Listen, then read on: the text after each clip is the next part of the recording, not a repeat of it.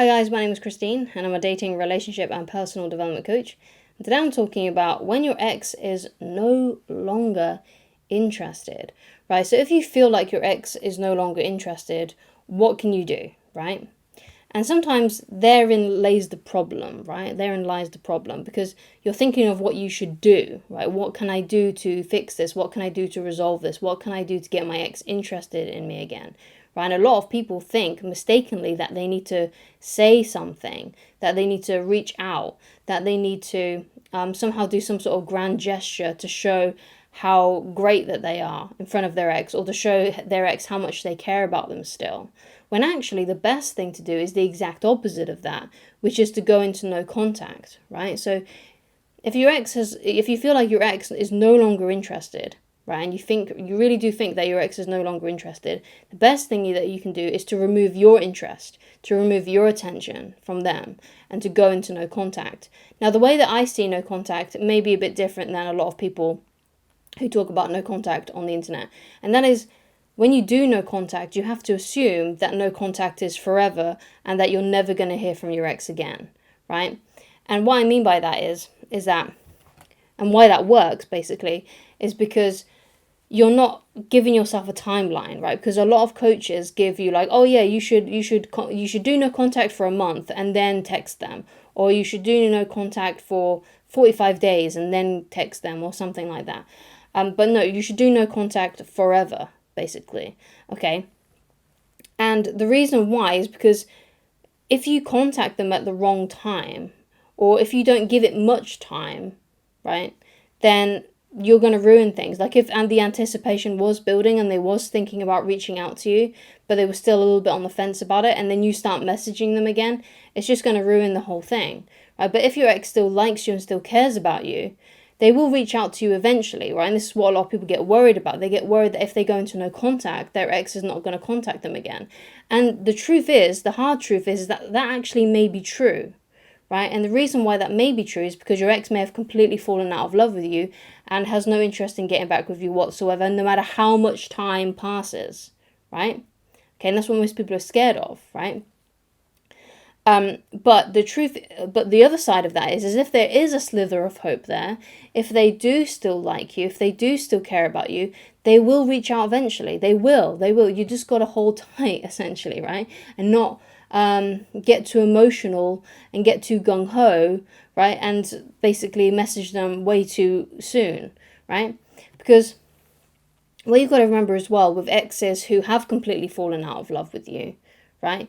No amount of you messaging them is going to change their mind either, right? The best option for you, whether your ex still loves you or whether they don't love you at all and is definitely no longer interested, the best option is still to do no contact, because you contacting them, you always in their DMs, you begging and groveling at their feet to take you back is not going to change anything. It's not going to make them want you more, right? In fact, it's going to make you look less attractive, right? And the reason why it makes you look less attractive is because you're being needy, right? And what you got to remember is if your ex dumped you, when they dumped you, they probably felt a lot of relief, right? They felt so much relief doing that, because believe it or not, dumping someone is not a nice experience. If people enjoy dumping people, then that person is sadistic, and that's not someone you want to get back with anyway. But with a normal person, breaking up with someone is really difficult. It's not a nice thing to do. No one likes to do it, right? So when they've bitten the bullet and they've dumped you,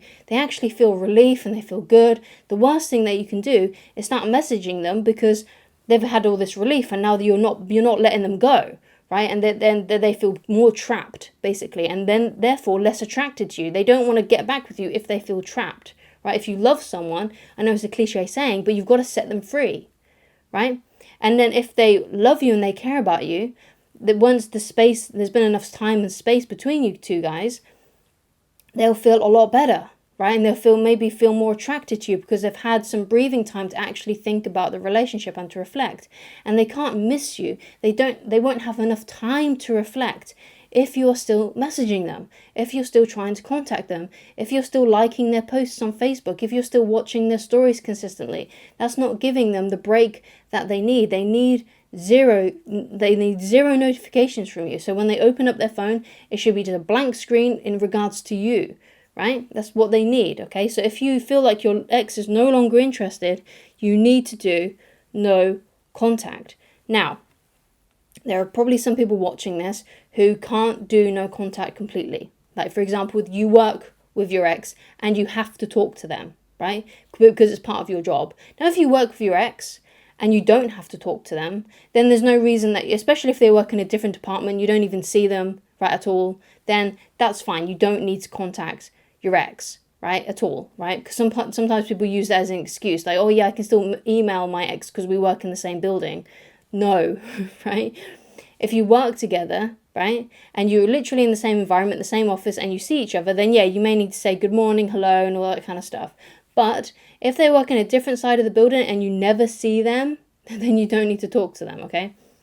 And some people also have kids with their ex, right? So they need to liaise on, about that sort of thing. Or perhaps you're going through divorce right now and you need to sign papers, you need to meet up to do all that kind of stuff.